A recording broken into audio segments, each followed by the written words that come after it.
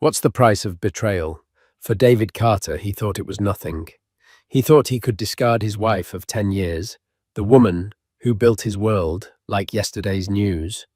He thought he could parade his new, younger model Tiffany at the most exclusive event of the year, the Metropolitan Arts Foundation Gala, and call it a victory. He imagined his ex-wife, Amelia, sitting at home, broken and irrelevant. But he forgot one crucial detail: when you push someone into the dirt, you have no idea who they'll meet when they stand back up. Tonight, David Carter is about to learn that lesson in front of New York's elite because his past is about to walk through the door, and her future is holding it open for her. The air in the penthouse apartment overlooking Central Park was thick with the scent of expensive cologne and simmering arrogance. David Carter adjusted the silk lapels of his Tom Ford tuxedo, catching his reflection in the floor-to-ceiling window. The city lights glittered below a sprawling kingdom he felt he was finally ready to rule. "How do I look?" he asked, though it wasn't a question. It was a demand for affirmation. Tiffany Rowe, draped on the white leather sofa, looked up from her phone. Her dress was a testament to David's recent bonus, a fiery red, backless number by Alexandra Vautier that clung to her gym-honed body. Like $1 million baby. No, $1 billion. She smiled, a flash of perfectly veneered teeth. David smirked. $1 billion. He liked the sound of that. It was aspirational. For now, he was a senior vice president at Sterling Cross Capital, a respectable private equity firm, but respectability wasn't the goal. Dominance was. And tonight, the Metropolitan Arts Foundation Gala was his coronation. "This dress is everything, David. I'm going to be the talk of the party," Tiffany said, standing up to twirl. "We are going to be the talk of the party," he corrected, his voice smooth but firm. He walked over, placing his hands on her waist. "This is our debut. The world needs to see the new David Carter, the real David Carter." The unspoken part hung in the air. Not the Amelia and David Carter. Amelia, his ex-wife. The divorce had been finalized 6 months ago, but the bitter taste still lingered in his mouth. Not of regret, but of annoyance.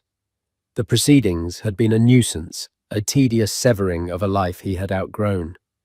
10 years they had been together since college. He saw her now as a relic of his past, a black and white photograph in his new Technicolor life. He remembered her always in sensible clothes, her hair tied back, her hands smudged with charcoal or paint from her hobbies. She had been an architecture student when they met, brimming with passion. She wanted to design spaces that breathed, she'd say. But her ambition had been quietly shelved year by year to support his. She'd managed their home, hosted his work dinners, proofread his reports, and celebrated his promotions as if they were her own. She had been the perfect corporate wife, the scaffolding that allowed him to build his career. And like all scaffolding, it was meant to be dismantled once the structure was complete. The final argument replayed in his head, a scene he'd edited for his own comfort. "You don't even see me anymore, David," Amelia had said, her voice trembling, but not breaking. She was standing in the kitchen of their old brownstone, the one she had painstakingly renovated herself. "I see you, Amelia. I just don't think we want the same things anymore," he'd replied coolly, checking his watch. He had a dinner reservation with Tiffany. "What is it I want that's so different?" She'd asked, her eyes pleading. "You're content," he'd said, the word tasting like an insult on his tongue. "You're happy with this house, your little art projects? My world is getting bigger. I need someone who can keep up." He had conveniently omitted the part where she'd found the hotel receipts, the lingerie he hadn't bought for her, the smiling photos of him and Tiffany on a business trip to the Hamptons. He had framed the narrative to himself and to their few remaining mutual friends as a conscious uncoupling, a divergence of paths. He was soaring into the stratosphere. She was content to remain on the ground. "Do you think—" "She'll hear about tonight?" Tiffany asked, snapping him out of his reverie. She was applying a final slick of ruby red lipstick. David scoffed. "Who, Amelia?" God, I hope so. I hope someone sends her a link to a gossip column. Maybe then she'll understand what she lost. He pictured her in her small apartment across the river in Brooklyn, probably sketching something no one would ever see or reading a book. The image filled him with a satisfying sense of superiority. He had won, ready to go. He held out his arm. Ready to make an entrance, Tiffany purred, taking it. As the elevator descended, David felt a surge of adrenaline. The gala wasn't just a party. It was a battlefield of influence and perception. It was where deals were whispered over champagne and fortunes were sized up by the cut of a suit or the carat of a diamond. Tonight, with Tiffany on his arm, he wasn't just attending. He was making a statement. He was powerful, he was desirable, and he was unshackled from the quiet, unassuming past that was his first wife. He was utterly blissfully ignorant of the fact that scaffolding once removed can reveal a masterpiece that was hidden from view, and that masterpieces, unlike shiny new buildings, are timeless and priceless. The black Escalade slid to a stop before the grand floodlit entrance of the Metropolitan Museum of Art. A river of luxury vehicles flowed around them, depositing New York's high society onto a plush red carpet that snaked up the iconic steps. The air crackled with the flash of cameras and the low hum of excited chatter. "Showtime," David whispered, giving Tiffany's hand a squeeze. A uniformed attendant opened their door, and they stepped out into the crisp autumn air. The paparazzi initially focused on a Hollywood actress. Ahead of them swung a few lenses their way. David straightened his bow tie, a practiced move of casual importance.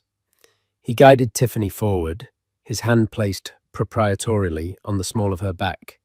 She played her part perfectly, smiling dazzlingly, tilting her head just so, a siren in scarlet. They were a vision of modern success, the sharp-suited financier and his beautiful younger companion. A few photographers shouted, "Over here, big smile." They knew he was from Sterling Cross, a firm with deep pockets and a growing reputation. They were worth a few shots. Inside, the great hall had been transformed into an ethereal wonderland. Towering arrangements of white orchids and crystal branches reached towards the vaulted ceiling. Waiters in crisp white jackets moved silently through the throng, balancing trays of glistening champagne flutes and intricate canapes. The sound was a symphony of clinking glass, sophisticated laughter, and the gentle swell of a string quartet playing in a distant corner. David breathed it all in. This was his element. "David, my boy," a voice boomed. It was Robert Finch, a managing director from a rival firm, a man whose respect David craved. "Robert, good to see you," David said, shaking his hand with confident warmth. "You know my partner, Tiffany Rowe?" "A pleasure," Finch said, his eyes doing a quick, appreciative scan of Tiffany's dress. "You two make quite the pair. Sterling Cross must be treating you well." "Can't complain," David said with a modest shrug that was anything but. As they moved deeper into the crowd, David felt the ripple effect of his arrival. He saw the glances, the whispers behind hands. He saw a few wives of his colleagues look Tiffany up and down with a mixture of envy and disdain, which he found particularly amusing. He spotted Patricia Langley, the city's most notorious gossip columnist, making a mental note of their presence. Perfect. By morning, their photo would be on page 6, cementing his new status.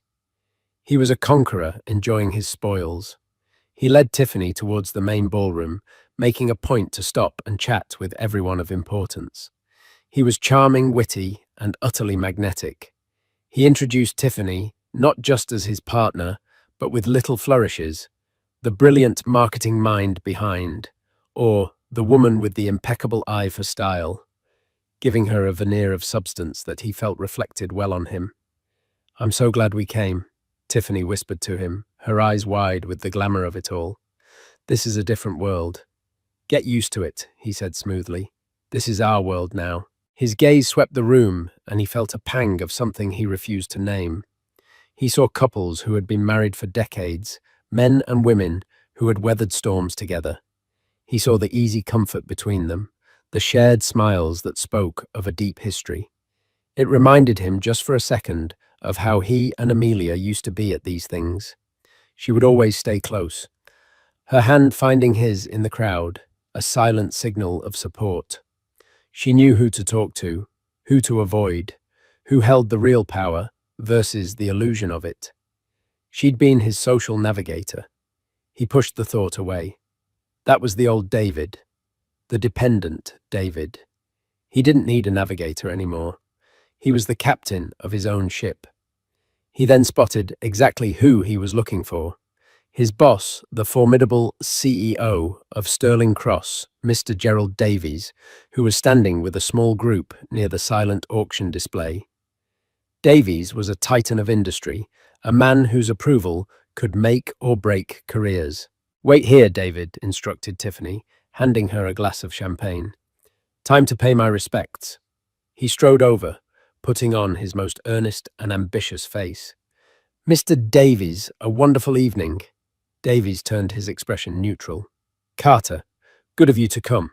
The firm must be represented."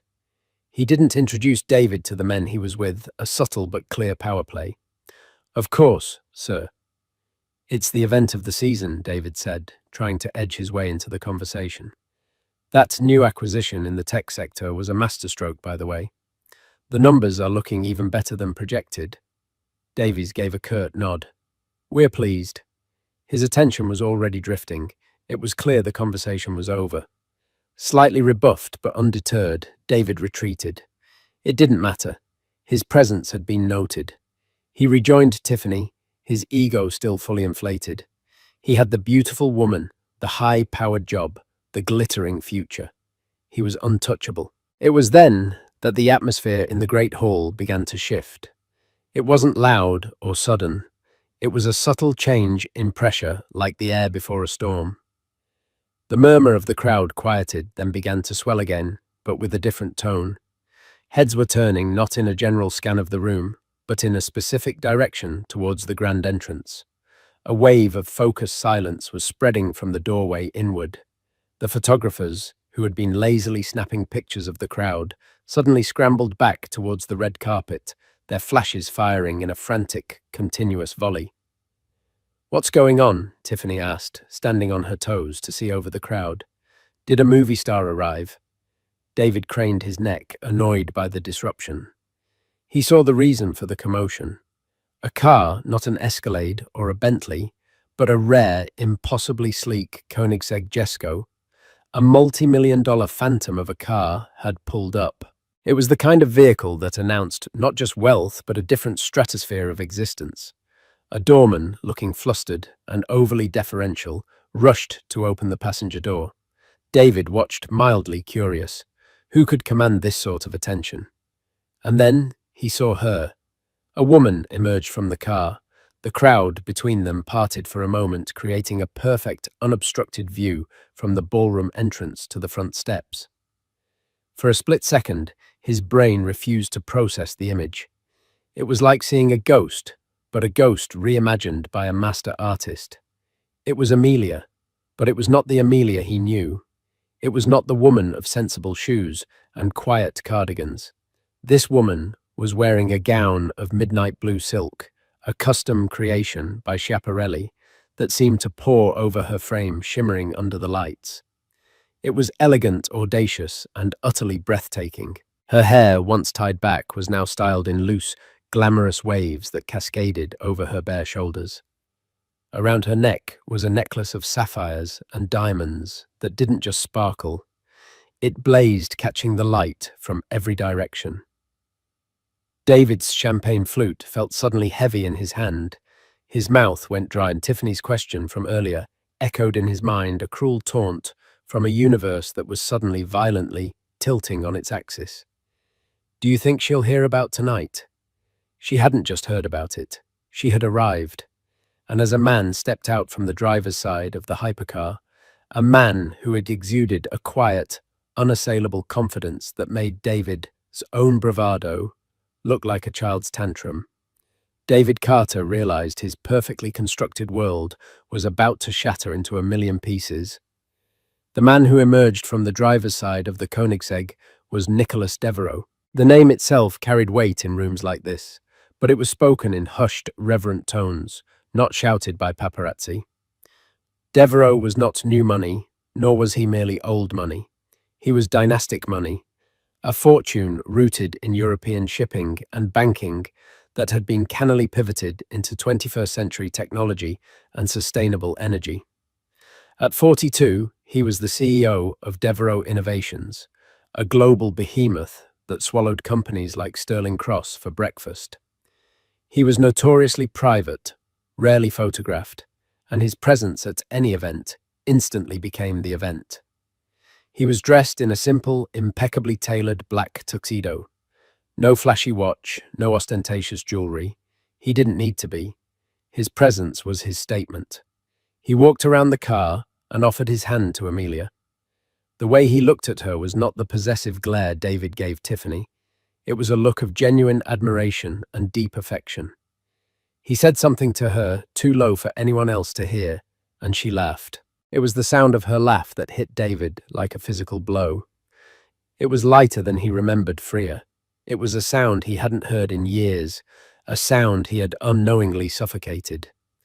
The crowd, which had been parting out of curiosity, now parted out of respect.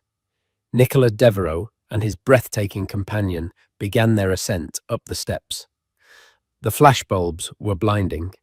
David, David, who is that? Tiffany's voice was sharp, laced with an unfamiliar note of panic. The confidence had evaporated from her face, replaced by a confused scowl. That woman, she looks familiar. David couldn't speak. His throat was a knot of concrete. He felt 100 pairs of eyes on him. People who knew him, knew of his divorce, were now looking from the radiant vision at the door to him and his scarlet-clad date. The comparison was brutal. He felt a hot, prickling shame crawl up his neck. He and Tiffany had tried to make a splash. Amelia and her companion had just created a tsunami. That's Amelia. He finally choked out the name, tasting like ash. Tiffany's jaw dropped. Her perfectly painted lips parted in disbelief. That's Amelia. Your ex-wife. The one you said was plain? Her voice was an incredulous squeak.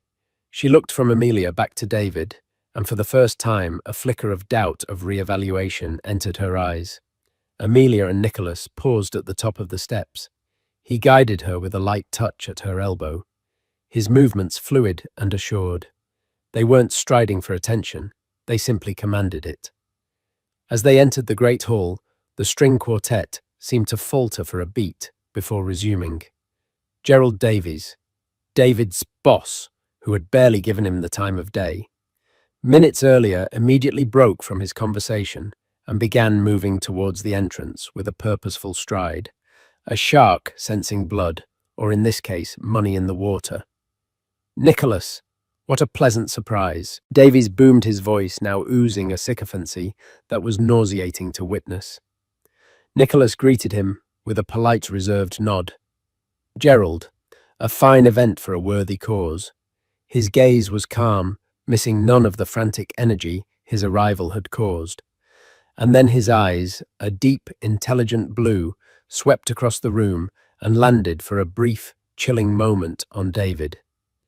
There was no malice in the look, no anger. There was something far worse, complete and utter indifference. It was the look a man gives something he is about to step over without noticing. But Amelia's eyes found him too. Their gazes locked across the sea of gaping faces. David had expected to see triumph in her eyes, or perhaps a flicker of old pain. He saw neither. He saw a calm, clear-eyed strength he had never seen before. It was the look of a woman who knew her own worth, a woman who was no longer defined by him or his opinion of her.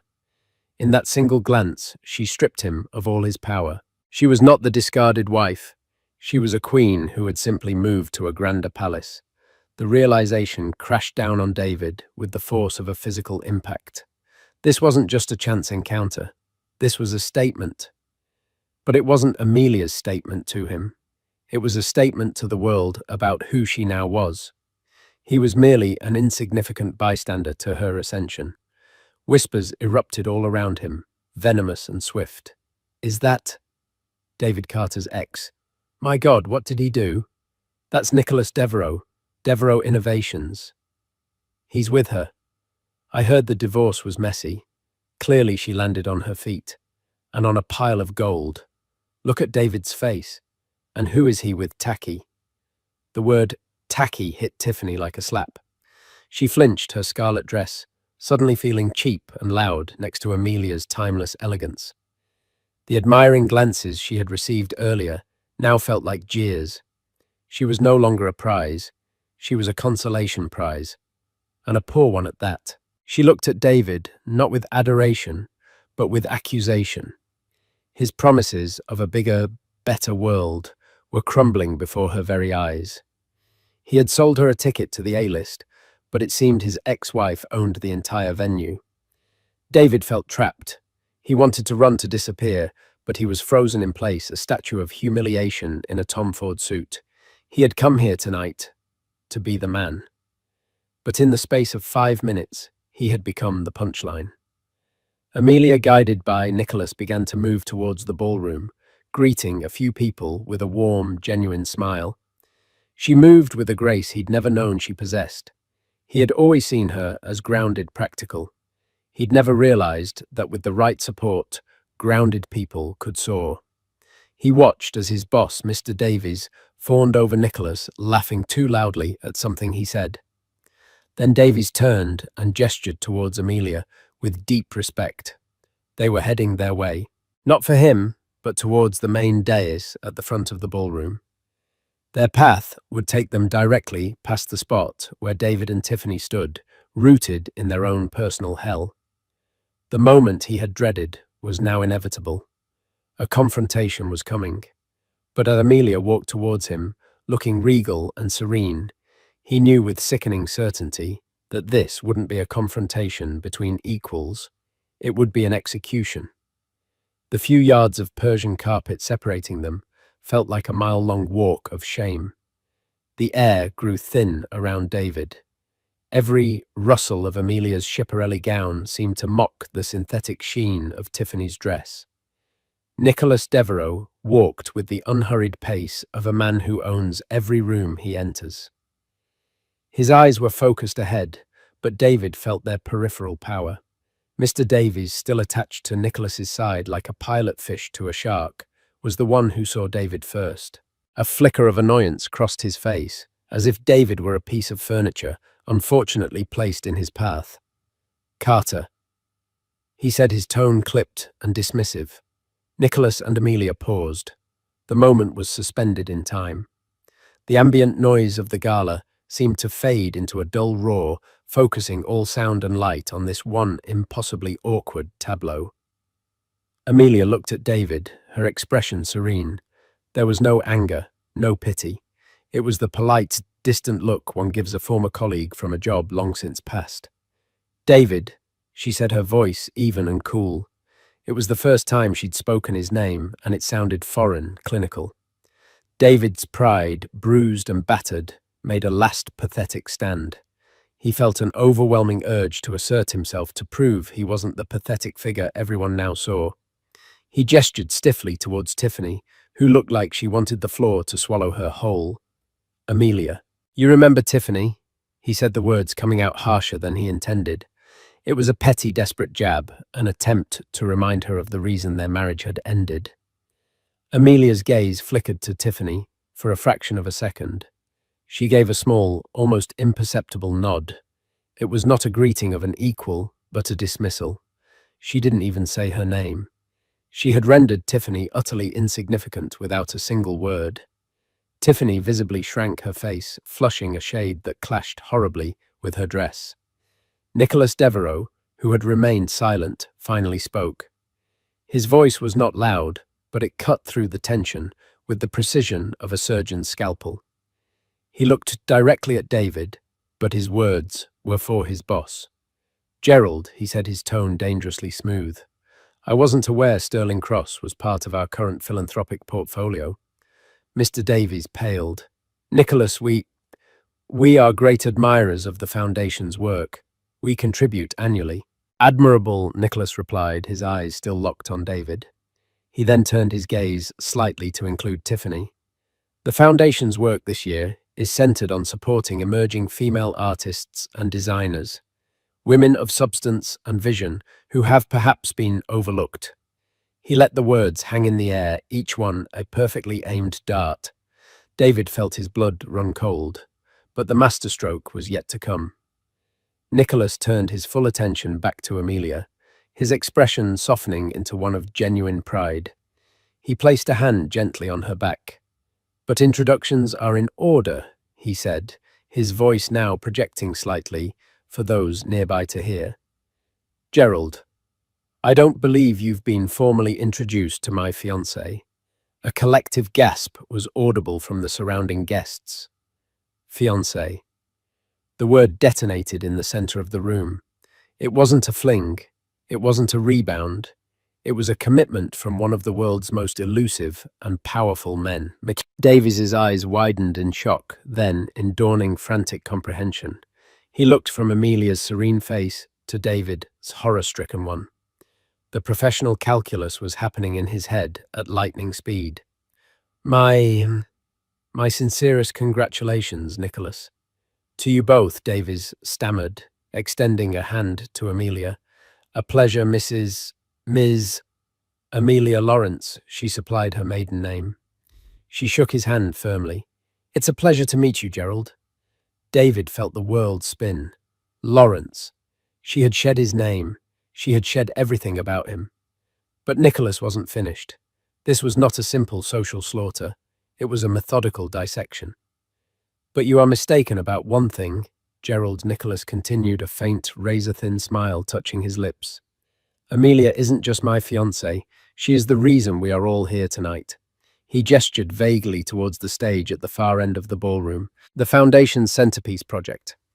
"This year, the one my company has underwritten with a $50 million grant is the new Devereaux Wing for Contemporary Design at the museum."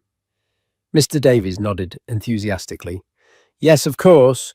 We've all been eagerly anticipating the unveiling of the designs tonight." Nicholas's smile widened. He looked back at Amelia with pure adoration. "Then allow me to introduce you to the creative force behind it. The winner of the Blind International competition. The lead architect and designer of the entire Devereaux Wing, Ms. Amelia Lawrence." Silence. A profound, echoing silence fell over the gala. David Carter felt the floor drop out from beneath him. It couldn't be. The little art projects, the sketches he'd dismissed, the passion he'd called a hobby. It was all real. While he was climbing his greasy pole, she had been building an empire of her own in secret. She hadn't just landed on her feet. She had built her own goddamn launchpad. Mr. Davies stared, utterly flabbergasted. He looked at Amelia with a completely new kind of respect, one bordering on awe. He then looked at David with a dawning, murderous rage. He finally understood. David Carter, his arrogant, preening vice president, had discarded a woman who was now inextricably linked to a $50 million project with Nicholas Devereaux, a man Davies had been trying to get a meeting with for over a year. The humiliation was absolute. It was a public, professional, and personal annihilation. David had come to the gala to show off his shiny new life, only to have the woman he threw away unveiled as the evening's true masterpiece. Amelia gave a small, graceful nod. "I look forward to presenting the final designs later this evening," she said calmly. "Now, if you'll excuse us, Nicholas and I have some people to see." With that, they moved on the crowd, parting for them, like the Red Sea. They left David standing there, a hollowed-out shell of a man next to a woman in a red dress, who was beginning to look at him with pure, unadulterated contempt. The whispers started again, but now they weren't just gossip. They were his professional obituary, being written in real time. The rest of the evening passed in a blur of exquisite torture for David. He and Tiffany remained frozen in their spot for a few moments, the epicenter of a shockwave of gossip that was now radiating through the gala at the speed of light. Every whispered conversation, every pointed finger, every smirk was a fresh stab of humiliation. Tiffany was the first to break. "You told me she was a nobody," she hissed, her voice low and venomous. "You said she was some sad little artist living in a shoebox. You said I was the upgrade. How was I supposed to know?" David shot back, his voice cracking. He was defensive, lost. She never did anything like this before. Maybe because you never let her." Tiffany's eyes were cold and calculating. She was reassessing her investment, and the stock was plummeting. The life of glamour David had promised was a lie, a cheap knockoff of the real thing, the life Amelia now effortlessly inhabited. Tiffany hadn't traded up. She'd been swindled. Before David could respond, Mr. Davies was back. His face was a thundercloud. He grabbed David's arm in a vice-like grip and steered him forcefully towards a secluded alcove behind a marble column. "Are you an idiot, Carter?" Davies snarled, his voice a lethal whisper. "Or are you just terminally stupid?" "Sir, I had no idea." "Shut up," Davies cut him off. "Just shut up. Do you have any concept of what you've done?" "We have been trying to get into business with Devereaux Innovations for 2 years. Our entire new tech fund strategy hinges on getting a piece of his new energy portfolio. I've been calling his office every week, getting stonewalled by his assistants." Davies leaned in closer, his breath hot with fury. "And tonight, I finally meet him. And who is he engaged to? The ex-wife of my moron VP. The woman you cheated on and dumped. The woman who is now the lead designer on his $50 million legacy project. Do you see the problem here, David? Connect the dots for me." David's mind was a blank wall of panic. I can fix this. I can talk to her." Davies let out a short, bark-like laugh that was devoid of humor. "You will do no such thing. You will not go anywhere near Ms. Lawrence or Mr. Devereaux. You will take your date," he said the word with utter disgust, "and you will leave, quietly, through a side door." "But, sir, my office." "Monday, 8 a.m. Sharp Davies said, his voice dropping to an icy calm that was more terrifying than his rage. "And I suggest you spend the weekend updating your resume." He turned and walked away, leaving David trembling, his career flashing before his eyes. Meanwhile, across the ballroom, Amelia and Nicholas had been graciously welcomed to the main table, hosted by the museum's director and the heads of the foundation. The conversation was lively, focused on art, architecture, and the future of design. Amelia spoke with an eloquence and passion that captivated everyone. She wasn't just a fiancée, she was a visionary in her own right. Later, during a quiet moment, as they stood on a private balcony overlooking the city, Nicholas wrapped a cashmere shawl around her shoulders. "Are you all right?" he asked softly, his concern genuine. Amelia looked out at the glittering skyline, the same one David had looked at from his penthouse. But her view was different. She wasn't trying to conquer it. She was a part of it. "I am," she said, and she meant it. "For years, I felt like a shadow. I thought his validation was the only thing that made me real. Seeing him tonight, I didn't feel anger. I didn't feel revenge. I felt nothing. He's just a man I used to know." She turned to Nicholas, her eyes shining with gratitude. "You saw something in me, Nick, when I couldn't even see it in myself."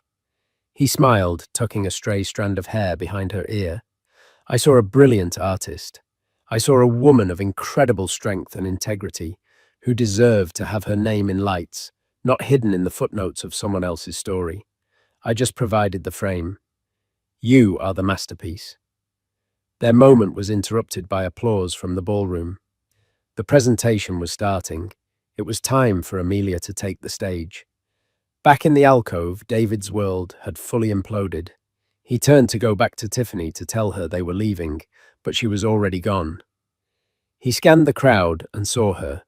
She was talking to Robert Finch, the director from the rival firm. She was laughing at something he said, placing a delicate hand on his arm. Her scarlet dress, a beacon of opportunism. She had already cut her losses and was scouting for her next investor. Defeated David stumbled towards a side exit, ignoring the curious and pitying stares. As he pushed the door open into the cold night air, the sound of applause echoed from the ballroom, followed by the clear, confident voice of the museum director.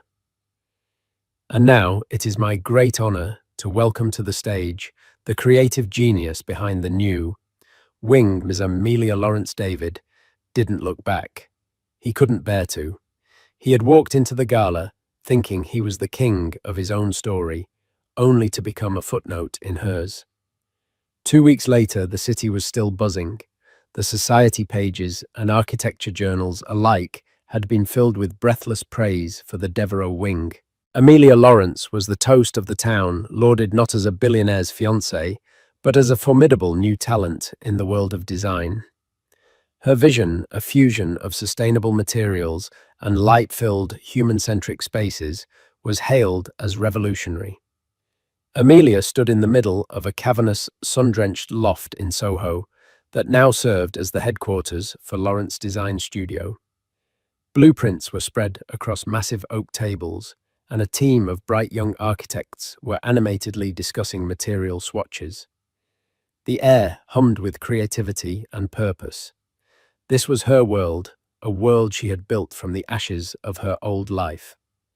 Her phone buzzed. It was a text from Nicholas. "Thinking of you, don't work too hard. The world can wait a day for its next beautiful building." She smiled. Their relationship was a quiet harbor in her busy new life. He never overshadowed her, never competed with her. He simply celebrated her finding as much joy in her success as she did. He was a partner, not a proprietor. There was a soft knock on her office door. Her assistant, a sharp young woman named Chloe, poked her head in. "Ms. Lawrence, there's a delivery for you." A courier brought in a large flat cardboard box. Curious Amelia sliced it open. Inside was a framed article cut from a major financial newspaper. The headline read, "Shake-up at Sterling Cross, Senior VP David Carter departs amidst restructuring." Below the article, someone had taped a smaller, more salacious clipping from a gossip column. It was a photo of Tiffany Rowe, arm in arm, with Robert Finch at a different event. The caption reading, "Wall Street's newest power couple." Financier Robert Finch and stunner Tiffany Rowe seem inseparable these days. Amelia looked at the clippings for a long moment. There was no triumph, no schadenfreude. There was only a quiet sense of closure, like closing the final page of a long, difficult book. David's fall had been as swift as it was brutal. Fired from Sterling Cross, he had become toxic overnight. No reputable firm would touch him. He was a case study in how not to manage your personal and professional life. His obsession with image had led to the destruction of his own. Tiffany, true to form, had jumped from his sinking ship to the next available yacht. Amelia slid the clippings into a drawer out of sight and out of mind. They were relics of a past that no longer had any power over her. Her future was here in this studio, in the lines of the buildings she would create. Later that afternoon, she walked through the construction site at the museum. The initial foundation had been laid.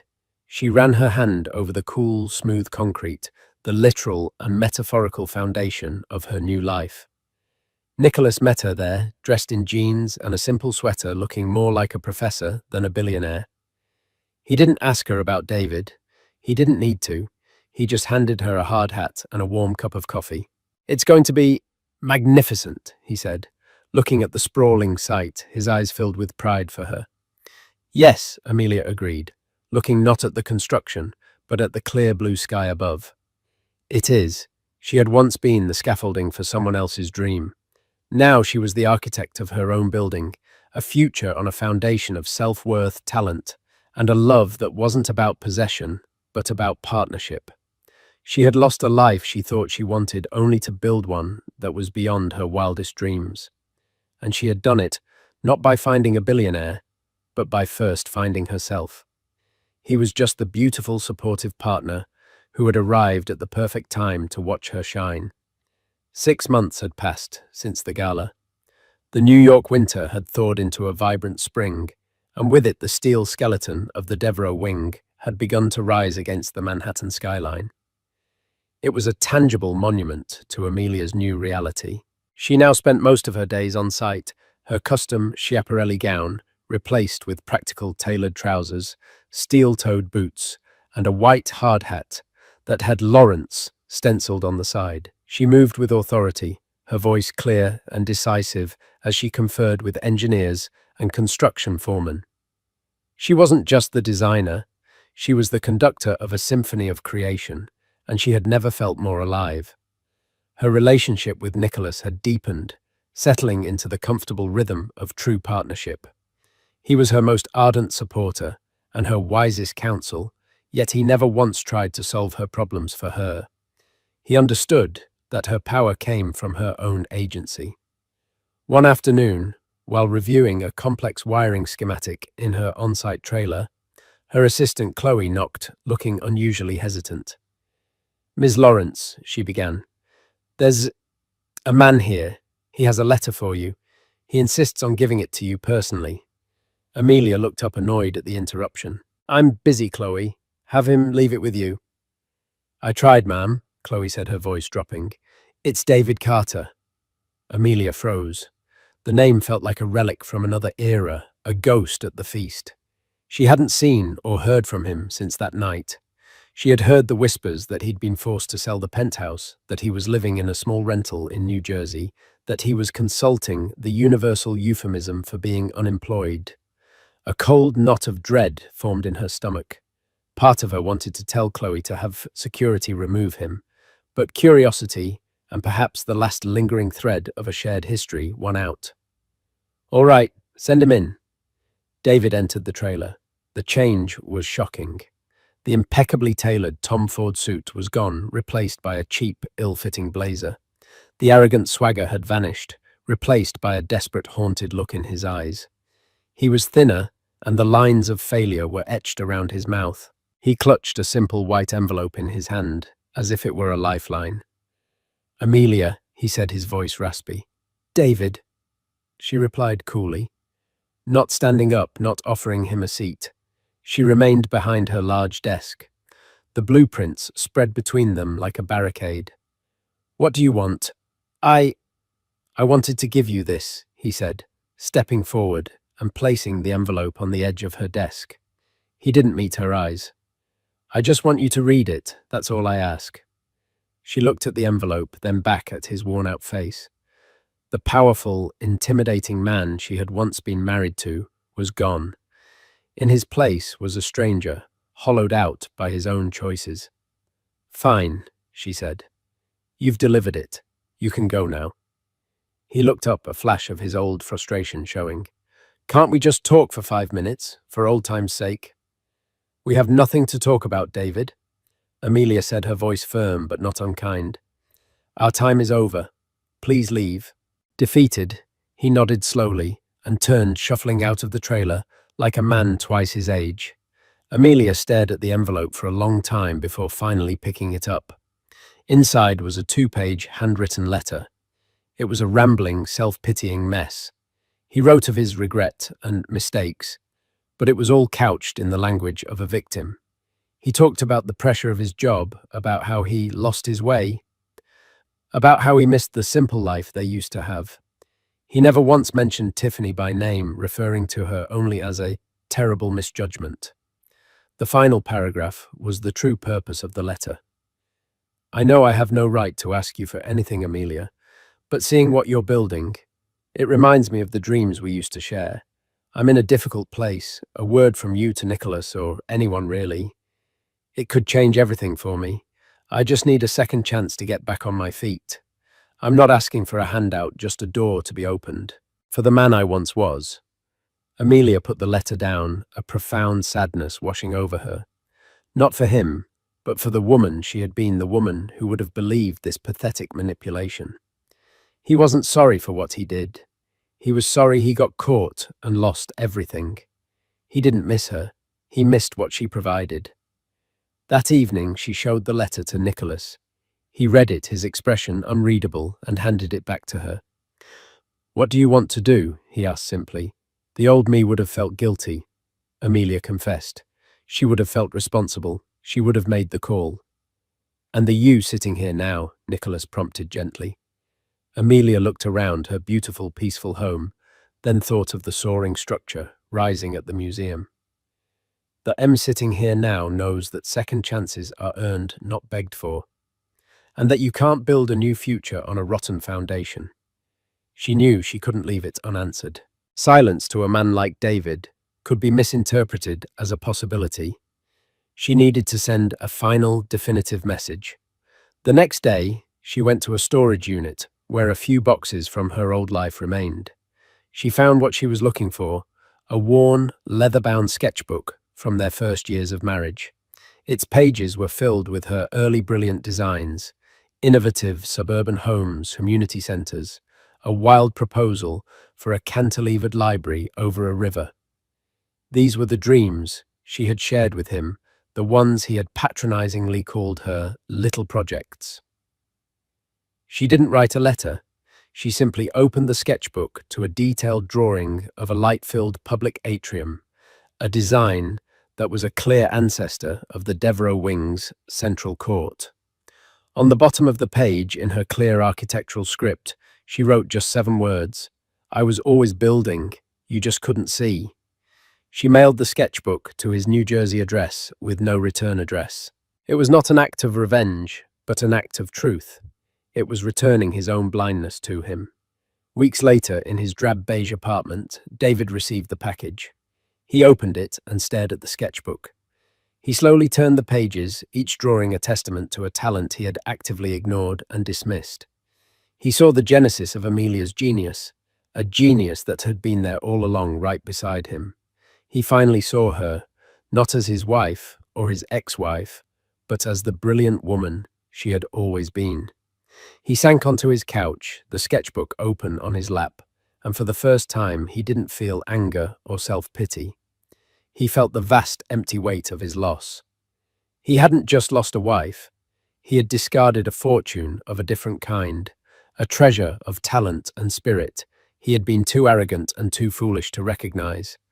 And he knew with a certainty that chilled him to the bone that he would spend the rest of his life in the shadow of the world she was building.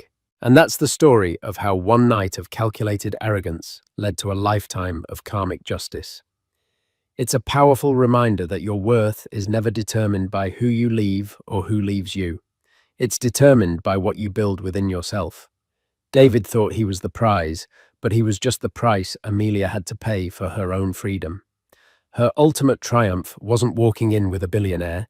It was walking in as herself powerful and whole. What did you think of Amelia's incredible transformation and David's downfall? Have you ever witnessed a moment of such perfect, unexpected karma? Let us know your thoughts in the comments below.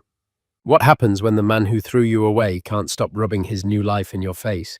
For Alara, Vance's divorce meant starting over in a tiny apartment, while her ex-husband Julian built a palace on the ashes of their marriage. He thought he'd left her with nothing but memories and his condescending pity. He loved to boast about his mansion, his parties, his success. But he made one critical mistake. He forgot who she was and the talent he tried to bury. This isn't just a story about revenge. It's about the quiet, earth-shattering power of a woman reclaiming her worth. Stay with me, because the moment she steps past his chartered jet to board a billionaire's Gulfstream is everything. The divorce decree was a single sheet of paper, but it felt as heavy as a tombstone. For Alara Vance, it marked the death of a 14-year relationship and the burial of the woman she used to be. The ink, a stark, impersonal black, finalized the schism between her past and her terrifyingly blank future. Julian Croft, the man whose name was once legally and emotionally fused with her own, was now just a signature on a document that stripped her of a home, a shared history, and the last vestiges of her youthful optimism. Their shared life had been dismantled with the cold efficiency of a corporate merger. Julian, ever the pragmatist in business, and as it turned out in love, had his lawyers draw up an agreement that was technically fair but emotionally brutal. The marital assets were divided. He got the burgeoning real estate development company, Croft Properties, which she had named. He got the sprawling Hamptons beach house they had designed together on cocktail napkins, dreaming of future children. He got their shared friends, who, like savvy investors, chose the side with the higher returns. Elara got the 2018 Volvo. She'd always driven a portion of their savings that dwindled with alarming speed after she secured a new apartment and a collection of furniture that looked jarringly out of place in her cramped one-bedroom walk-up in Astoria. The apartment smelled of her neighbour's curry and the faint, persistent scent of old building dust. It was a world away from the ozone-clean, minimalist air of the glass and steel condo they had shared in Manhattan. In the early days, Elara had been Julian's shadow partner. With a degree in architectural history and a natural eye for design, she had been the silent, uncredited force behind his initial successes. She scouted undervalued properties, sketched renovation concepts, and staged the finished homes with an artistry that made them irresistible. She was the soul of the operation. He was the face and the handshake. "We're a team," he used to say, kissing her forehead over stacks of blueprints late at night. "You're my secret weapon, Ellie." But as his success grew, his "we" became a very distinct "I." I closed the deal. I landed the investor. I got featured in Architectural Digest. Her role was slowly edited out of the narrative he told the world, and eventually the one he told himself. He started calling her design input suggestions and her contributions hobbies. The final blow came when he announced the company was going public. The prospectus, a glossy testament to his genius, mentioned her once as his supportive spouse. The divorce was his idea, proposed with the same dispassionate logic he used for a business deal that was no longer profitable. "We've grown apart, Elara," he'd said, standing before the floor-to-ceiling windows of their condo, the city lights glittering behind him like a crown. "Our visions are no longer aligned. It's better to cut our losses and move on." He hadn't fought, he hadn't yelled, he had simply divested. Now, a year later, Elara was trying to rebuild. She had started a small bespoke interior design firm, Vance Interiors. It was a one-woman show run from a corner of her living room. Her desk was a salvaged plank of wood set on two filing cabinets. Her clients were mostly friends of friends, people looking to refresh a living room or choose a new color palette for their kitchen. It was honest work, but it was a grind. Every invoice paid was a small victory against the gnawing fear of failure. Her phone buzzed, vibrating against a stack of fabric swatches. It was an email, and the sender's name made her stomach clench, Julian Croft. Her finger hovered over the delete button. Their communication was supposed to be limited to lingering financial paperwork handled through lawyers. Curiosity, that masochistic impulse, won. She opened it. It wasn't a legal document. It was an invitation. "You are cordially invited to a housewarming gala at the Croft estate." Below the calligraphy was a professionally shot photograph of a breathtaking modern mansion. It was a symphony of glass-white stone and rich mahogany terraced into a hillside overlooking the Hudson River. Water features cascaded down the levels, and an infinity pool stretched out towards the horizon, seeming to merge with the river itself. It was a masterpiece of modern architecture. And with a sickening lurch, Elara recognized her own hand in its design. It was from a folder labeled Dream House on their old shared drive, a project they had sketched together years ago, a fantasy of what they would build when they really made it. He had built it, without her. The email continued in a tone that was unmistakably Julian's, a cloying mix of feigned warmth and naked arrogance. "Elara, I know things have been formal between us, but as I settle into this new chapter, I find myself thinking of our shared beginnings. In a way, You were part of the inspiration for this place. I wanted to extend a personal invitation to my housewarming. It's going to be the event of the season. I'd love for you to come and see what I've been able to build. All the best. Julian Alara read it 3 times. Each word was a carefully polished stone designed to be smooth on the surface, but heavy in her hand. See what I've been able to build. It wasn't an olive branch. It was a victory lap. It was a summons for her to bear witness to his triumph, a triumph built on the foundations she had helped to lay. She leaned back, the cheap office chair creaking in protest. Outside, a siren wailed in the distance. Her apartment felt smaller, the walls closer. She thought of the mansion in the photo, a place born from her imagination, now occupied by her ex-husband, and presumably his new girlfriend, a 25-year-old fitness influencer named Tiffany, whom she'd only seen in paparazzi photos. Her best friend Chloe, a sharp-witted lawyer who had guided her through the worst of the divorce, would tell her to burn the invitation and her laptop with it. Don't give him the satisfaction, Alara. He's a narcissist. You are not a required guest at his ego festival. Chloe was right, of course.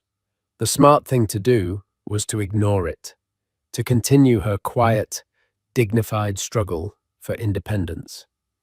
But as she looked at the photo again, at the clean lines and the perfect integration with the landscape, a different feeling began to stir beneath the hurt. It wasn't sadness, it was a cod-simmering anger. He had stolen her dream and was now inviting her to admire the handiwork. He had erased her from the past and was now dangling the magnificent present in her face, expecting her to be impressed, perhaps even wistful. He saw her as a ghost, a relic of his humble beginnings. He couldn't imagine she was building anything of her own. In a way, you were part of the inspiration, he'd written. The condescension was staggering. She wasn't part of the inspiration. She was the co-architect of the dream. She looked around her small apartment at the sketches pinned to a corkboard, at the fabric samples that represented her fledgling business. It was small, yes. It was a struggle. But it was hers. Every line drawn, every client won, was a brick she had laid for herself. A decision began to form, solidifying from the roiling mess of her emotions. She wouldn't go to feel sad. She wouldn't go to reminisce. She would go as a spectator, a historian. She would go to see the monument he had built to his own ego, and she would silently remind herself that foundations, no matter how deep, can have cracks. She typed a simple, concise reply. Julian, thank you for the invitation. I look forward to it. Best, Alara Vance. She hit send before she could second-guess herself. Let him think she was coming to gaze in awe. Let him prepare his pitying smiles and his carefully rehearsed lines about her little business. She would go. She would see the ghost of her stolen dream. And then she would go home and continue building a future he couldn't even conceive of. The invitation was not a victory lap for him. It was a call to arms for her. The night of the party, a cool breeze drifted in from the Hudson, carrying the scent of late summer roses and money. So much money. Alara had taken a car service, watching from the window as the cramped streets of Queens gave way to the manicured, sprawling landscapes of Westchester County. The gates to the Croft estate were wrought iron and impossibly tall, swinging open with silent hydraulic grace. The driveway lined with perfectly spherical bushes and glowing uplights snaked for what felt like a mile before the house itself came into view. It was even more imposing in person. It didn't look like a home. It looked like a private museum or the headquarters of a Fortune 500 company. Valets in crisp black uniforms swarmed the arriving Bentleys and Porsches. The air hummed with muted bass from a hidden sound system and the bright, brittle laughter of the 1%. Alara had chosen her outfit with the precision of a surgeon. It wasn't a flashy gown or a statement piece. It was a simple, impeccably tailored black dress by a lesser-known Belgian designer. It spoke of taste, not price tags. Her only jewelry was a pair of silver earrings her grandmother had given her. She wanted to look elegant, composed, and utterly unbothered, a ghost at the feast. She handed her keys to a valet who barely glanced at her Volvo and walked towards the entrance. The massive front door, a single slab of dark mahogany, was open. Inside the foyer was cavernous. A two-story waterfall cascaded down a wall of black slate into a shallow pool filled with white river stones, the very feature she had sketched on a napkin during a rainy Sunday afternoon years ago. Seeing it realized sent a pang through her chest, sharp and unwelcome. She forced herself to breathe to observe. The space was technically perfect. The floors were polished Italian marble. The lighting was flawlessly recessed, and a massive abstract sculpture she didn't recognize dominated the center of the room. But it was cold, sterile. Julian had executed the plans, but he had missed the spirit. Her original vision had included warmer woods, textured walls, and spaces that invited intimacy. This was a showroom, a monument. Alara, I can't believe you actually came.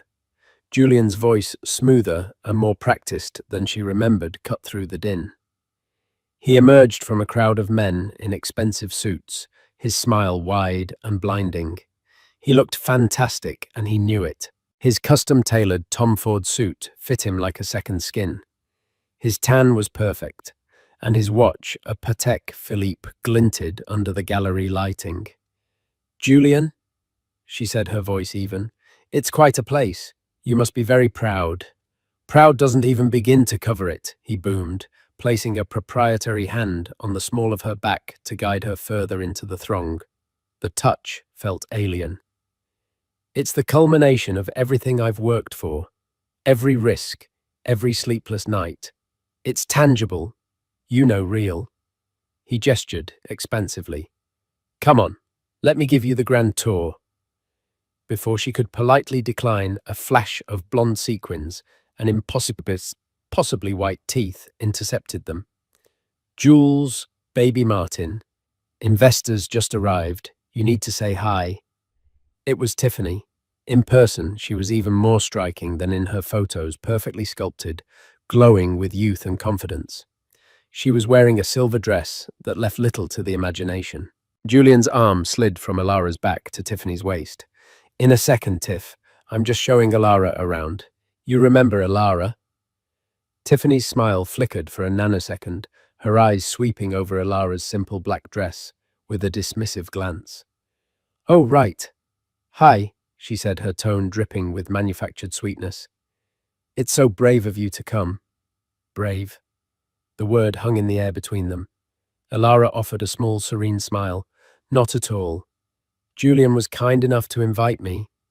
Julian, oblivious to the undercurrent, beamed. Of course we have history.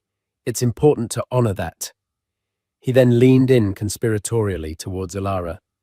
So, what do you think I had the entire kitchen fitted with Sub-Zero and Wolf appliances? The countertops are a single slab of Calacatta marble imported from Italy. Cost a fortune, but you can't put a price on perfection, right? He led her through the main floor, a litany of brand names and price tags falling from his lips. He wasn't talking to her, he was performing for her. He pointed out the home theater with its 150-inch screen, the wine cellar with its biometric scanner, the gym packed with equipment that looked like it belonged in a NASA training facility. He was showing her things. He was showing her what he could buy. He never once mentioned a feeling, a memory, or a dream. It was an inventory of wealth. They ended up on the vast terrace overlooking the infinity pool.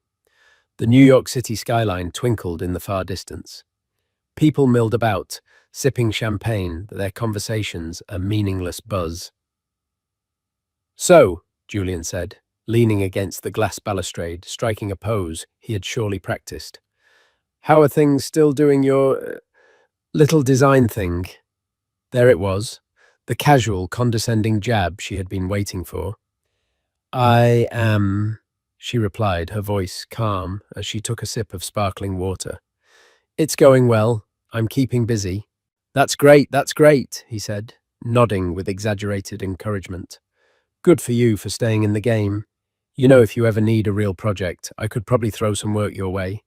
A staging gig, maybe. The budgets on our condo developments are pretty decent. He was offering her scraps from his table, the same work she used to do for their shared dream now offered as a charitable handout. The rage, cold and clean, burned away the last of her hurt. Thank you, Julian, she said, her smile never wavering. But I'm actually focused on a very demanding project right now. It's taking up all of my time. Oh yeah, anyone I know? He asked, a flicker of professional interest in his eyes. He loved to know who was doing what, who was building what. I don't think so. He's very private. Julian's attention was already drifting. He'd done what he set out to do, displayed his kingdom, demonstrated his magnanimity by offering her a job, and confirmed his suspicion that her life was small and insignificant compared to his. He spotted a well-known hedge fund manager by the bar and clapped Alara on the shoulder. Well, you know where to find me if you change your mind. Great seeing you, Ellie. Glad you could see the old dream brought to life. He winked, then strode off towards his next networking opportunity, swallowed by a sea of sycophants. The old dream brought to life. He still didn't get it. He had built the house, but he had gutted the dream. He had created a perfect hollow shell. Alara stood alone on the terrace, the cool glass of her drink in her hand. She watched him laugh, watched Tiffany cling to his arm, watched the parade of wealth and power. She felt a profound sense of detachment, as if she were watching a film. The pain was gone. The nostalgia was gone. All that remained was a stark, clarifying certainty. She had been mourning a life that never really existed. She had been mourning a partnership that had been an illusion. Julian hadn't just left her. He had liberated her. He had untethered her from this cold, transactional world of surfaces and status. She finished her water, placed the empty glass on a passing waiter's tray, and turned to leave. She didn't need to see any more. She had her answer. As she walked back through the cavernous rooms, the laughter and music seemed to fade. She wasn't running away. She was walking towards her own life, a life built not on marble and brand names, but on talent, resilience, and the quiet, unshakable knowledge of her own worth. The ghost had seen enough. It was time to go home and get back to work. The humiliation of Julian's party didn't fester into sadness. Instead, it crystallized into fuel. Alara returned to her small Astoria apartment, not with a sense of defeat, but with a clarity that was almost frightening in its intensity. The pitying looks, Tiffany's condescending bravery, and Julian's offer of scraps had burned away the last vestiges of her self-doubt. She wasn't just a survivor of her old life. She was the architect of her new one, and it was time to start building in earnest. She channeled this newfound energy into the one project that had been both intriguing and terrifying her, the Blackwood proposal. 2 weeks prior, an inquiry had landed in her inbox. It was different from her usual client requests. It didn't come from a referral or a social media link. It was a terse, formal email from a legal firm, Albright and Sterling. Ms. Vance, we are acting on behalf of a client who is seeking a designer for a significant private residential project in upstate New York. Your name was put forward due to your past work, specifically your uncredited conceptual designs for several early Croft Properties developments. Our client values discretion, ingenuity, and a deep understanding of historical architecture adapted for modern living. A portfolio and a preliminary design concept are required for consideration. An NDA is attached. Please confirm your interest by EOD. Regards, Isabel Albright. The email was like a puzzle. Uncredited conceptual designs. Someone had seen her work. Someone had looked past Julian's polished narrative and recognized her hand. The validation was a balm, but the pressure was immense. The name of the client was withheld, referred to only as the project, and the NDA was stricter than anything she had ever seen. Chloe, in her legal capacity, had reviewed it. "This is ironclad Alara," she'd said. "Whoever this client is, they're not just rich, they're powerful and pathologically private." And the project was the complete redesign of a historic Gilded Age estate near the Rockefeller Preserve. The brief was sparse but demanding honor, the soul of the original 1905 structure, while creating a space that was functional minimalist and seamlessly integrated with the surrounding 200 acres of protected woodland. It was the kind of project designers dreamed of. Before Julian's party, she had been intimidated working on the proposal with a knot of anxiety in her stomach. Now she attacked it with a vengeance. She spent 3 days at the library, pulling archival records and original blueprints of the estate. She learned about the original architect, the family who built it, the materials they sourced from a local quarry. She walked the perimeter of the property, taking photos, sketching the way the light fell through the old-growth trees at different times of day. She ignored the minimalist trends that every other designer would likely propose. Instead, she developed a concept she called living history. Her idea was to restore, not replace. She would expose the original brickwork and stone, refinish the centuries-old hardwood floors, and use the mansion's grand airy spaces not as sterile galleries for modern art, but as frames for the true masterpiece, the nature outside. Her design incorporated massive floor-to-ceiling glass panels that could retract into the walls, blurring the line between inside and out. The color palette was drawn from the forest itself: slate gray, deep moss, green, the warm ochre of fallen leaves. The furniture would be a curated mix of restored period pieces and custom-built items from local artisans. It was a design philosophy that respected the past while embracing the present. It was everything Julian's soulless mansion was not. It was a home, not a statement. She poured everything she had into the presentation: detailed renderings, material boards, with tactile samples of woodstone and fabric, and a 10-page written narrative explaining the philosophy behind every choice. It was the most comprehensive, passionate work she had ever done. It was the culmination of her education, her talent, and her newfound clarity. This wasn't a little design thing. This was her soul on paper. She sent the proposal to Isabel Albright at 11:59 p.m. on the deadline day, her heart pounding as she clicked send. A week of silence followed. It was agonizing. She tried to distract herself with smaller projects, but her mind was constantly drifting back to the estate. She started to doubt herself. Maybe her concept was too academic. Maybe they wanted something flashier, more Instagrammable. Maybe Julian was right, and she was destined for staging gigs and color consultations. The call came on a Tuesday morning. The caller, I'd simply said private number. Private. Elara Vance speaking. "Ms. Vance, this is Isabel Albright." The voice was crisp, no nonsense. "My client has reviewed your proposal." Elara held her breath. "And—" There was a pause. "He was impressed, specifically with your focus on architectural integrity and your living history concept. He found it insightful." Elara sank onto her salvaged wood desk, relief washing over her in a wave.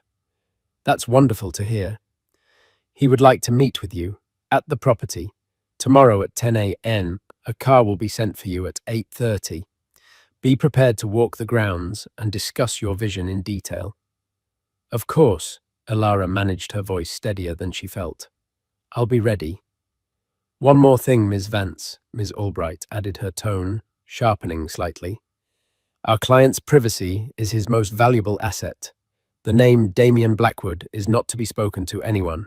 Not your friends, not your colleagues, not your family. Is that understood?"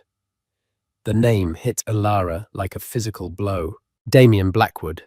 It wasn't just a powerful name, it was a legendary one.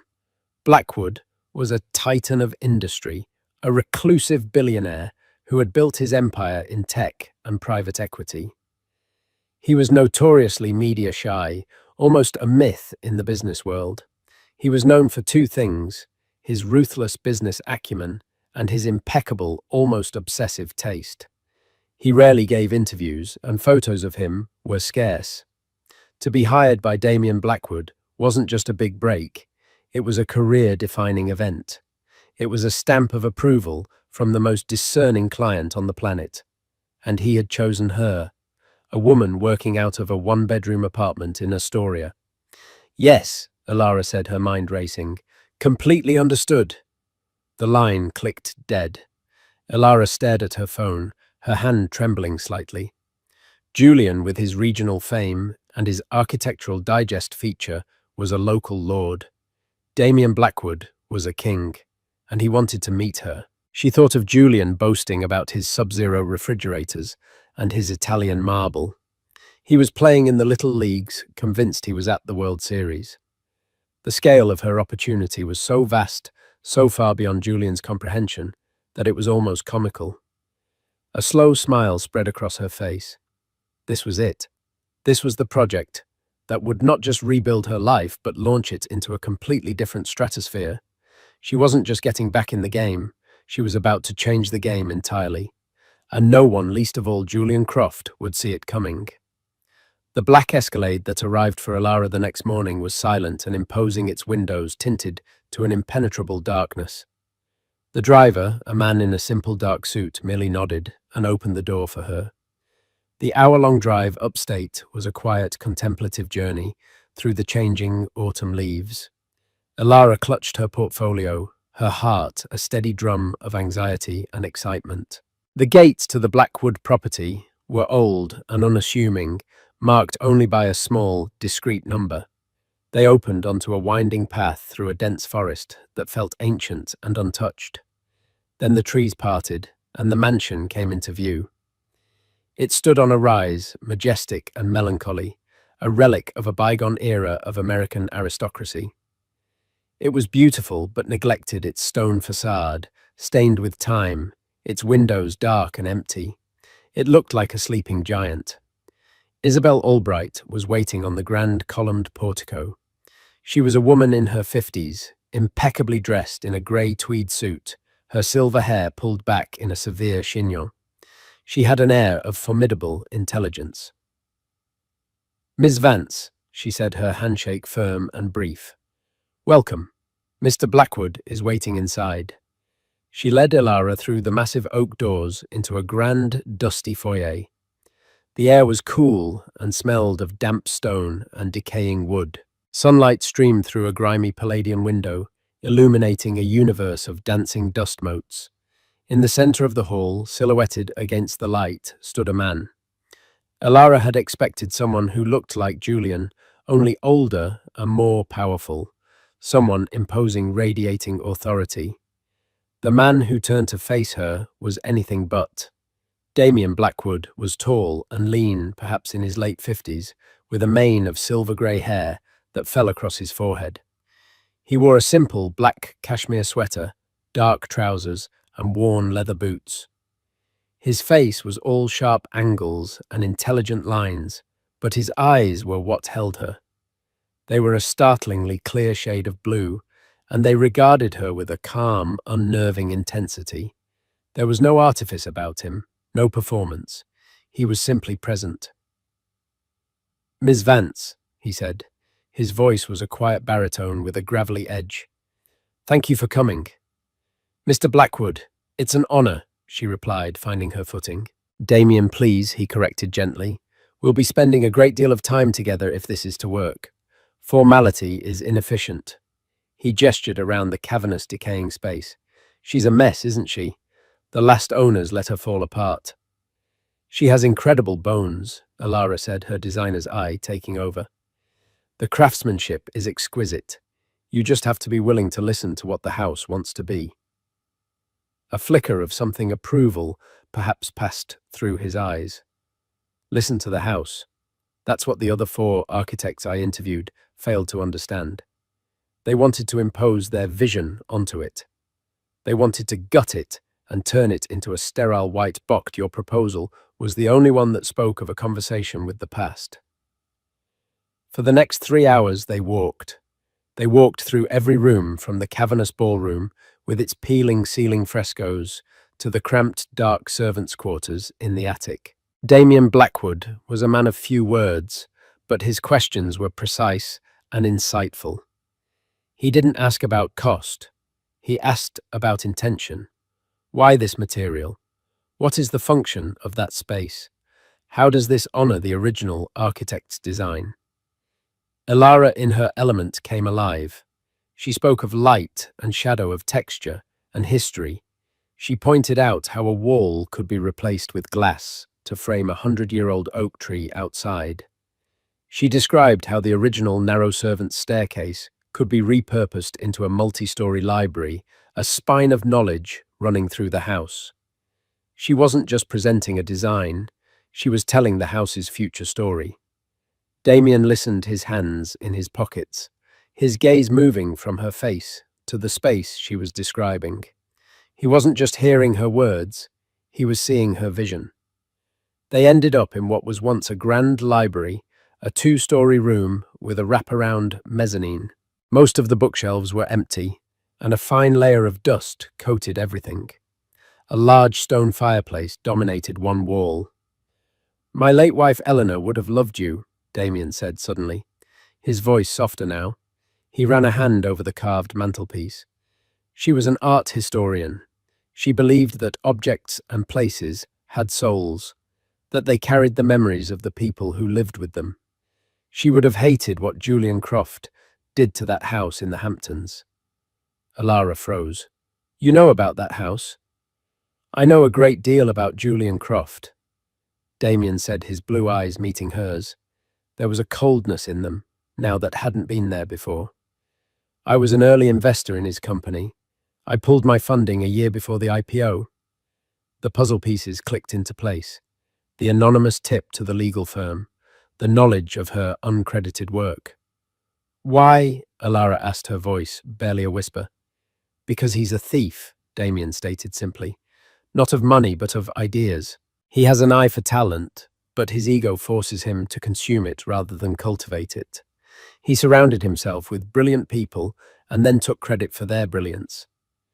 I saw what he was doing to you, to your designs. It was distasteful. When he built that soulless monument on the Hudson and put his name on it, I knew my assessment had been correct. Men who build monuments to themselves live in very empty houses." He turned to face her fully. "Your proposal for this place, this idea of living history, is more than a design concept, Ms. Vance. It's a philosophy. It's the antithesis of everything Croft stands for. That's why you're here." Elara was speechless. For years she had felt invisible, her contributions erased. And here one of the most powerful men in the world was telling her that he had seen her all along, that he understood. "The job is yours if you want it," Damien said. "The budget is whatever you deem necessary. Your firm, Vance Interiors, will be paid a retainer that will solve any immediate cash flow concerns. Ms. Albright will handle the contracts. Your only job is to bring this house back to life." "Yes," Elara said, the word coming out with more force than she intended. "Yes, I want it." "Good," he said, a rare small smile touching his lips. "Now, let's talk about the West Wing. I have an idea for the conservatory." As she got back into the Escalade hours later, the contract details already being emailed to her by Ms. Albright, Elara felt a sense of vertigo. Her world had fundamentally shifted on its axis. The retainer alone was more money than she had made in the entire last year. She was no longer a struggling freelancer. She was the chosen architect for the most exclusive project on the East Coast. News of her new commission would eventually leak, as things in that world always did. Julian would hear about it. The thought brought her a grim satisfaction. He would be mystified. He would likely assume she got lucky, or that she knew someone. He would never in a million years conceive of the truth that she had been chosen precisely because she was not like him. She had been chosen for her soul, her talent, the very things he had discarded as worthless. Her phone buzzed. It was a text from Chloe. "So, how'd it go with the mystery man?" Is he a serial killer or a prince? Elara smiled, typing her reply. Neither. He's a king, and he just handed me the keys to the kingdom. She looked out the window as the car sped back towards the city. She was no longer just Elara Vance, Julian Croft's ex-wife. She was Elara Vance, designer, artist, visionary, and she was just getting started. The next 6 months were a blur of creative fervour. Elara practically lived at the Blackwood estate, overseeing the initial delicate stages of restoration. Her firm, Vance Interiors, expanded overnight. She hired a small, dedicated team, a project manager, a junior designer, and an assistant, moving them into a chic new office space in Soho that she designed herself. The influx of capital from the Blackwood project gave her the freedom and resources she had only dreamed of. She was no longer taking on small-time clients. She was turning them away. Her name had begun to circulate in elite design circles, whispered with a mixture of curiosity and reverence. The Blackwood Commission was her new calling card, and it opened every door. Her relationship with Damien Blackwood evolved into a comfortable professional partnership built on deep mutual respect. He was a demanding client, but his critiques were always insightful, pushing her to refine her ideas to their most elegant and essential forms. They spent hours walking the grounds discussing philosophy, art, and architecture. He saw her not as a vendor, but as a collaborator, an equal. In his quiet, observant way, he was nurturing the talent Julian had tried to smother. Meanwhile, Julian's world continued its gaudy spin. He heard the rumors of Elara's new success, of course. Their old social circle was a sieve of gossip. He'd cornered Chloe at a charity gala, fishing for information. I hear Elara's landed a whale, he'd said, a dismissive smirk on his face. Some dusty old renovation upstate. Good for her. Glad she's keeping busy. He couldn't wrap his head around it. In his mind, success was loud. It was IPOs, magazine covers, and parties at glass houses. A quiet restoration project for a reclusive client didn't register as a victory. He interpreted it as a niche, small-time gig, and her silence on the matter as proof of its insignificance. He remained convinced that he was the sun, and she was a minor planet that had drifted out of his orbit. The climax of his delusion arrived on a crisp Friday morning in October. Damien had a new project in mind, the acquisition and redesign of a historic villa on the shores of Italy's Lake Como. He wanted Elara to be the lead designer. The flight to Milan leaves from Teterboro at noon, he'd told her matter-of-factly over the phone. Ms. Albright has your details. We'll fly together, walk the property tomorrow, and be back Sunday. Pack for a business trip.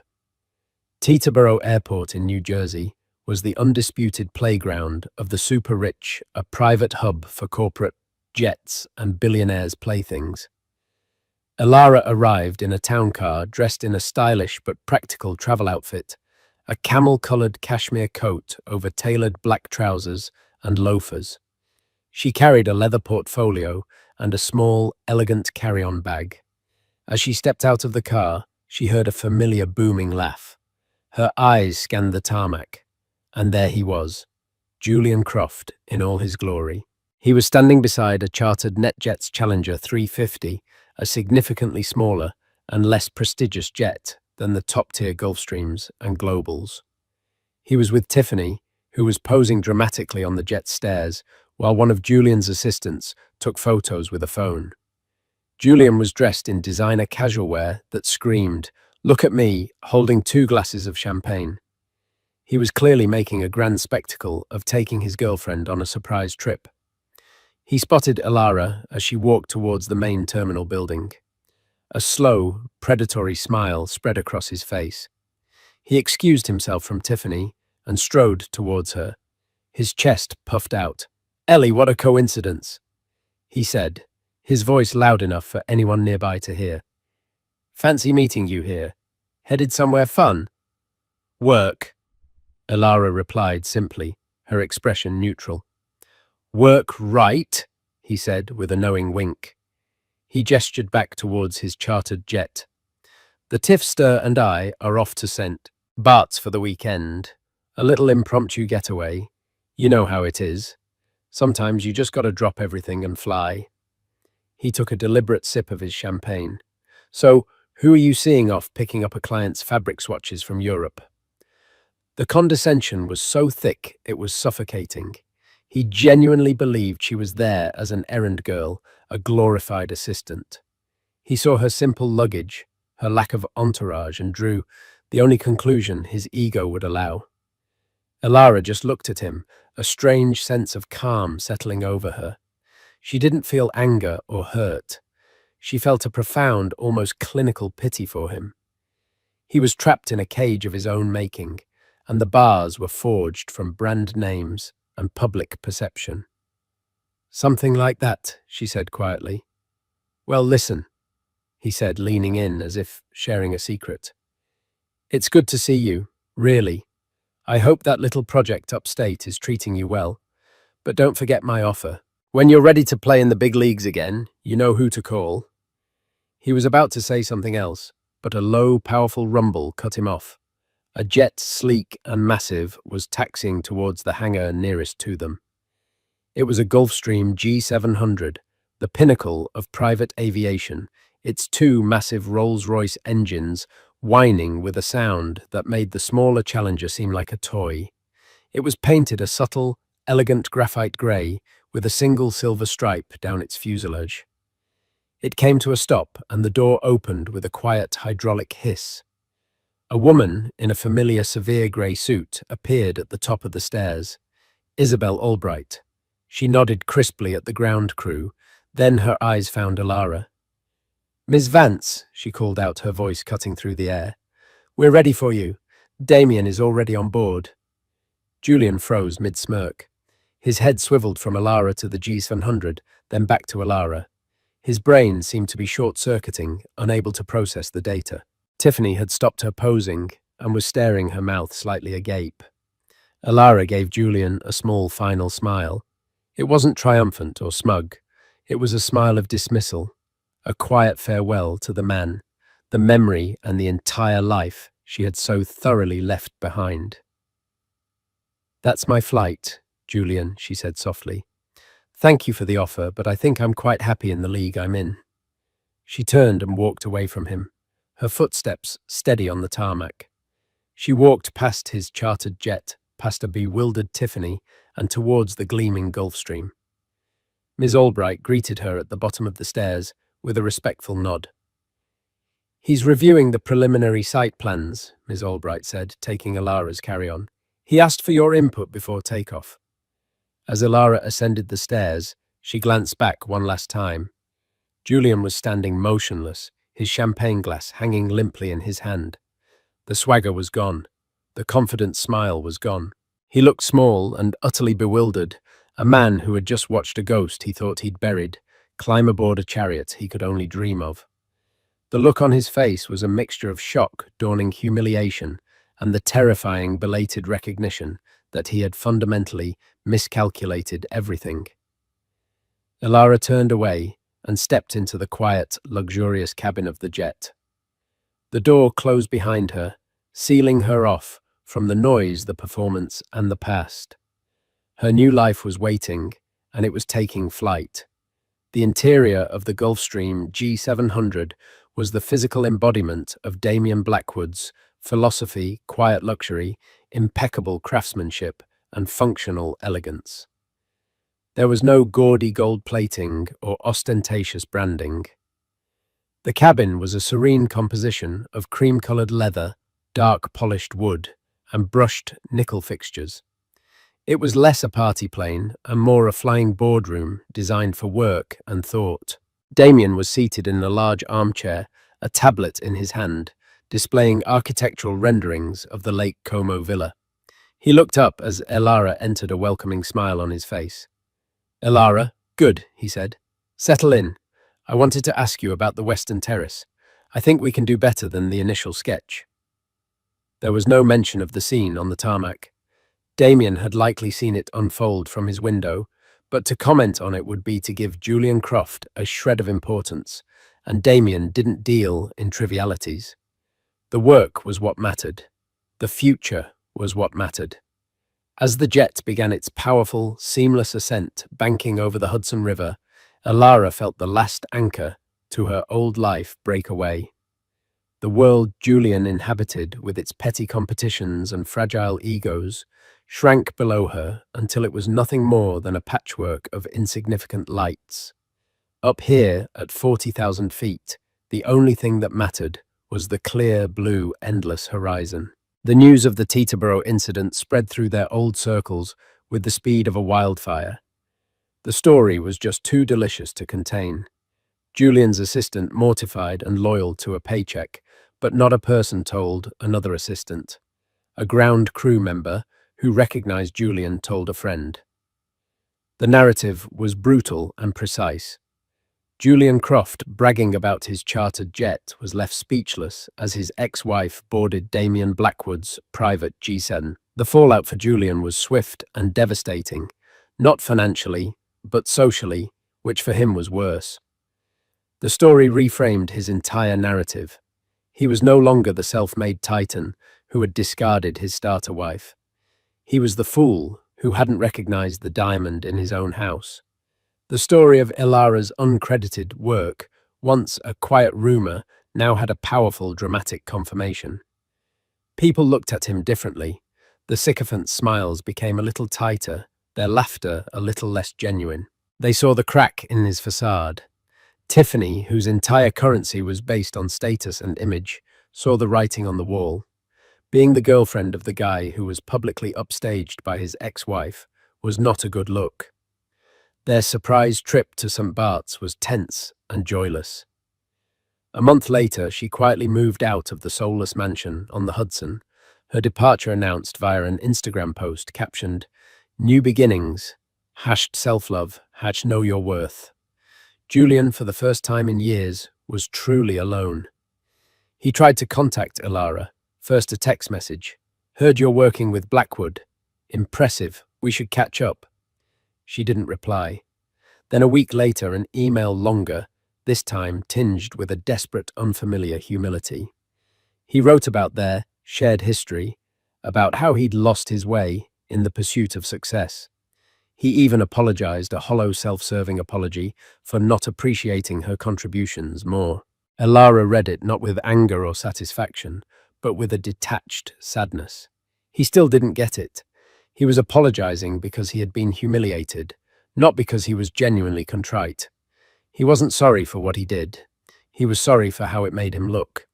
He hadn't changed. His circumstances had. She deleted the email without a response. There was nothing left to say. Her focus was entirely on the future. The Lake Como project was even more inspiring than the first, a chance to weave modern elegance into centuries of Italian history. Damien, recognizing her ambition and talent, proposed a new venture. He would provide the seed capital for her to launch a new international design house, Vance Blackwood Design. It wouldn't just be her firm, it would be a global brand, a testament to their shared philosophy of living history. She would be the CEO and Chief Creative Officer. He would be the silent partner, the chairman. Her life was now a whirlwind of international flights, site visits in ancient European cities, and meetings in high-rise offices in London and Hong Kong. She commanded teams of architects, artisans, and project managers. The small apartment in Astoria was a distant memory, replaced by a beautiful, light-filled penthouse in Soho, a space she designed for herself, filled with art she loved and books she treasured. It was a home, warm and alive, the complete opposite of Julian's cold estate. Her relationship with Damien remained on the surface professional, but underneath, a deep, quiet affection had grown. It wasn't the fiery, youthful passion she had once shared with Julian, but something more profound and stable. It was a meeting of minds, a partnership of equals, who had found in each other a shared appreciation for beauty, integrity, and the quiet, meaningful work of building something that lasts. Whether it would ever become more was a question neither of them felt the need to rush. The journey itself was enough. One afternoon, flying back from a site visit in Kyoto, she looked out the window of the G700 at the blanket of clouds below. She thought of Julian, not with malice, but as a character from a book she had read long ago. He was a man who had built a mansion to impress the world, but had ended up with nothing but an empty house. She, on the other hand, had been stripped of a house and had ended up with the whole world. He thought success was about having the biggest mansion on the hill. She had learned it was about having the vision to see the horizon from 44,000 feet, knowing you had the power, the talent, and the freedom to fly towards it, and she was just taking off. Alara's story is a powerful reminder that the best revenge isn't loud or flashy, it's living a life so full and successful that the past simply becomes irrelevant. She didn't need to tear Julian down. His own ego, built on a foundation of arrogance, did that for him. She focused on her own talent, her own worth, and built an empire on the very skills he discarded. Her victory wasn't just boarding that jet. It was in every blueprint she drew, every team she led, and every time she chose to look forward instead of back. This story shows us that true power isn't about the things you own, but the value you create, and that the ultimate flex is quiet confidence and undeniable success. What did you think of Ilara's incredible journey? Let me know in the comments below.